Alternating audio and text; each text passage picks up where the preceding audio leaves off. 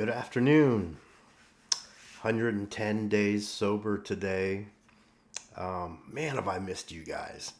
I feel like I haven't done a video for a while. I think close to Thanksgiving or the day after Thanksgiving. I apologize. I've been sick. I've had a really bad sinus infection or cold. Our whole house is getting it. It's it's bad. It's real bad. I think what got where I got it was excuse me. I went to my mother's Christmas party at the Muckleshoot Casino, right? First time I've been to a casino sober. I would only go to a casino if I was tweaking or if I was drinking, right? Pretty much. There were times I'd come back home from the other side of the state after being gone a few days. Oh, back when I was married with kids. And I'd have a little bit of money left. I spent most of it on drugs. And so I'd stop at the casino in a last ditch, desperate attempt to win some money to bring home to my family. 80% of the time it failed. And I just went home more high, more late, and more broke. And caused a lot of friction in my home. So I went, and there was good food. It was great. My mom introduced me to a lot of her coworkers and people at the company. Shook a lot of hands, and I was fine, feeling fine before I went. My mom likes to gamble, so she wanted me to go play some slot machines with her. I don't like gambling. I think it's a waste of money, typically, in my experience. But she gave me some money. She'd be like, here's $20. Put that in this machine. Sit next to me and just hit this button a bunch of times. So I did that. I think I lost about $100 of her money, which I was so bummed out. I was like, Mom, I could have kept that money and put it to better use. I could have bought some food. I could have, whatever. But she won $500, so to her it was no loss. I'm sure when there's a day that she's broke, she will wish she had that $100 back. But anyway, I'm around drinks left and right. I'm around tweakers left and right.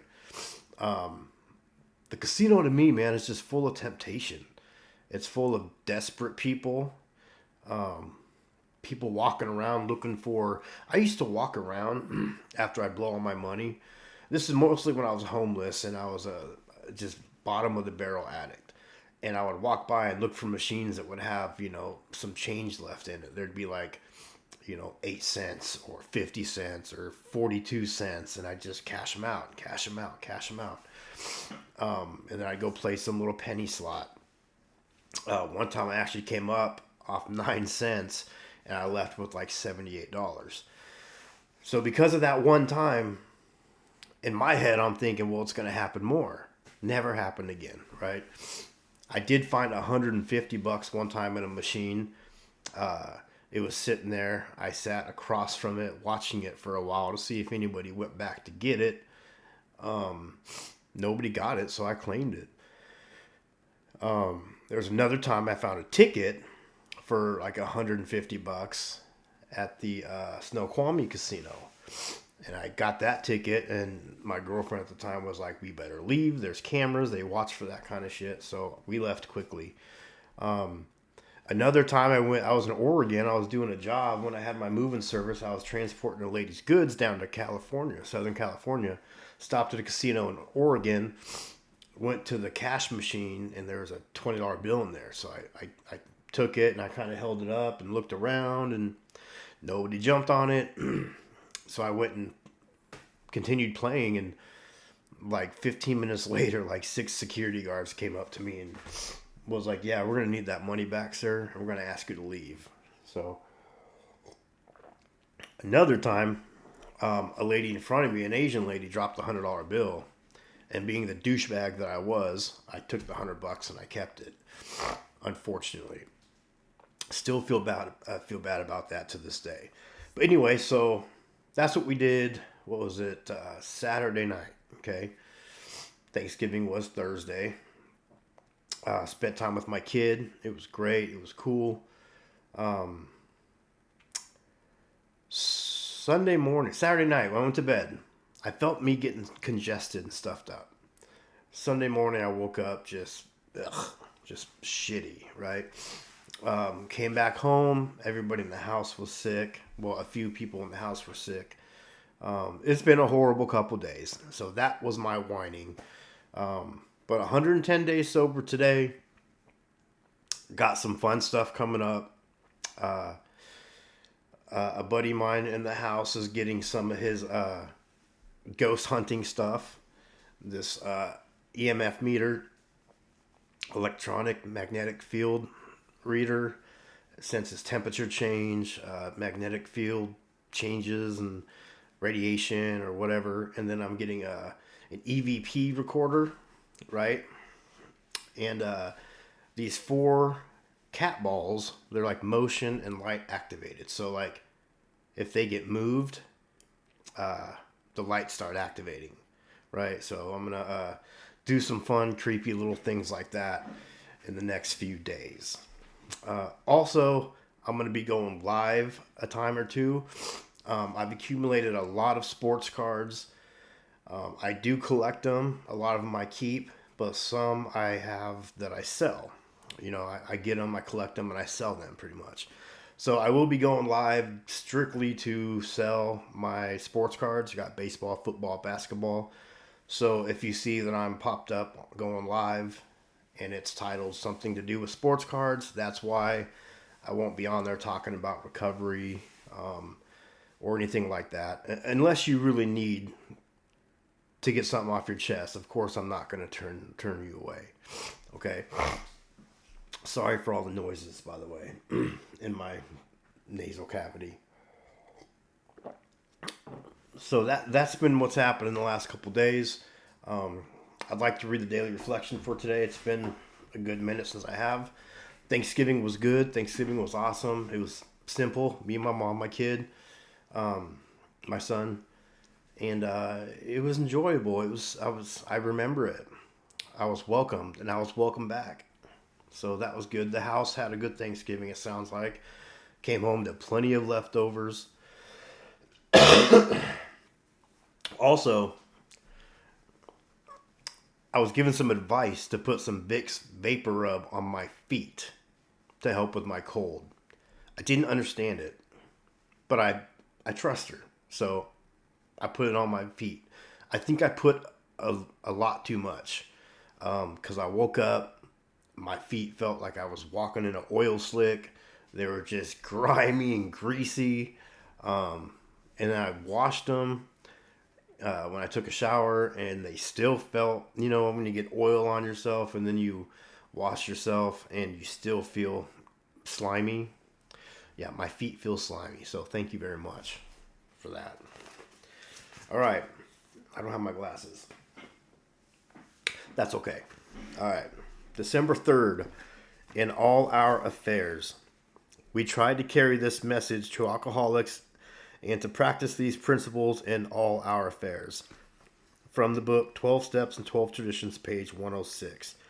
I find that carrying the message of recovery to other alcoholics is easy because it helps me to stay sober and it provides me with a sense of well-being about my own recovery.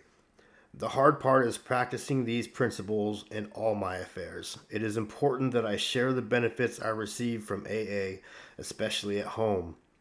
Doesn't my family deserve the same patience, tolerance, and understanding I so readily give to the alcoholic?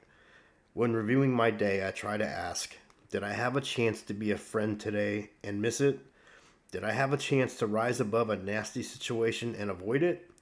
Did I have a chance to say I'm sorry and refuse to?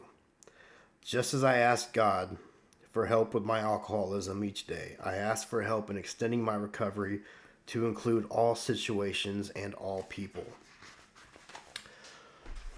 That makes a lot of sense right there, because to me what that says is balance, right? When I first attempted sobriety 6 years ago, I jumped in with both feet, right? I consumed it, I lived it, I breathed it, I talked the talk and I walked the walk. But I put 90% of my attention and my energy into other struggling addicts and alcoholics, and I neglected my family, my kids, cousins, my mom. I put so much into helping the next struggling person that I excluded myself, really. I mean, yeah, it kept me sober, but I can't fix anybody else. Number one, that's you can't fix anyone else. But you especially can't help somebody else until you can help yourself. Just like you can't love somebody else properly until you learn to love yourself, and that's a fact, right? I was neglecting my kids. I wasn't practicing these things with everybody. It says right there, I practice these principles in all my affairs. Not all my affairs concerning other addicts and alcoholics, but with everybody, right? I need to be loving and tolerant to everybody, even the Democrats. By the way, follow me on X if you want. It's at Dan Bradford 123. A lot of my personal and political views are on there, so if you're easily offended, don't. Those are my opinions; they're not yours. You don't have a right to get on my ass about it. If you don't like it, don't read them. I'm a Republican. I'm a conservative. But I'm also loving and tolerant towards everybody. And I will never discriminate against anybody for your lifestyle, for your race, for who you love, for what you think you are, or who you feel you are, or however the right way to put it is. I will never put anybody down for that.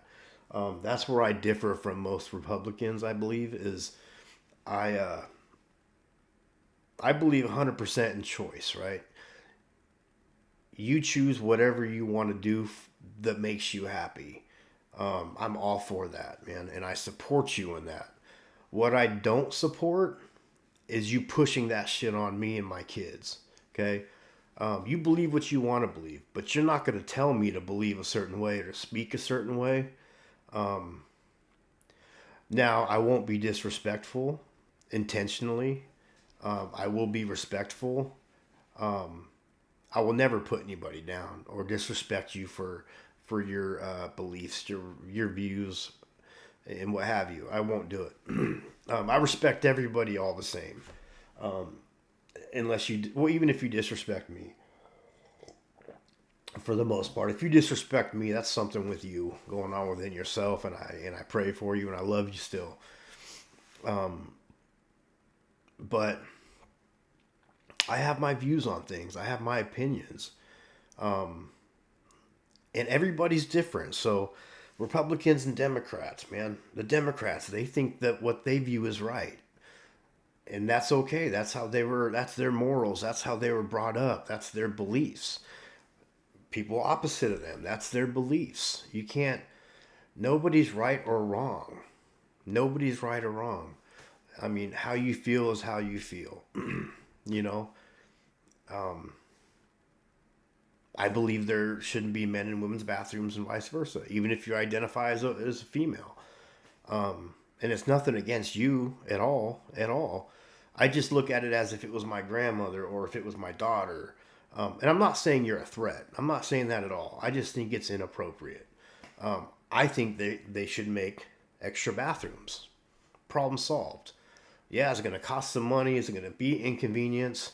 So what, man? There's a branch of people out there that may be a small percentage, I don't know, or a big one, but they have needs also, and I think that we should respect some of those needs. I don't think it should impede on other people's rights, though. I don't think so. There should be a trans league. I think that would be awesome. I would totally watch that. But I think overall people should just all treat everybody with respect and quit putting people down for all that shit. Anyway, I'm not trying to get all political on this. But the daily reflection. I need to practice these things not only in AA and NA meetings. I need to practice this in my home, in my workplace, with you guys. in the store, on the road, everywhere, right? And that's what I intend to, that's what I strive daily to do. And at the end of the day, when I'm at home and I'm in bed, I look through my day and try to see where I went wrong, where I didn't, and I try to fix it. I mean, I'm rarely ever wrong, so, you know, just kidding. Anyway, I've missed you guys. I've been too sick to do a video. I didn't want to sound more scraggly than I already do. But I love you and thank you for another day keeping me sober. Thank you for letting me rant. And when my buddy gets his stuff, I'm going to go live then with my little ghost stuff. Because there's some spots around where I live that have claimed to be haunted.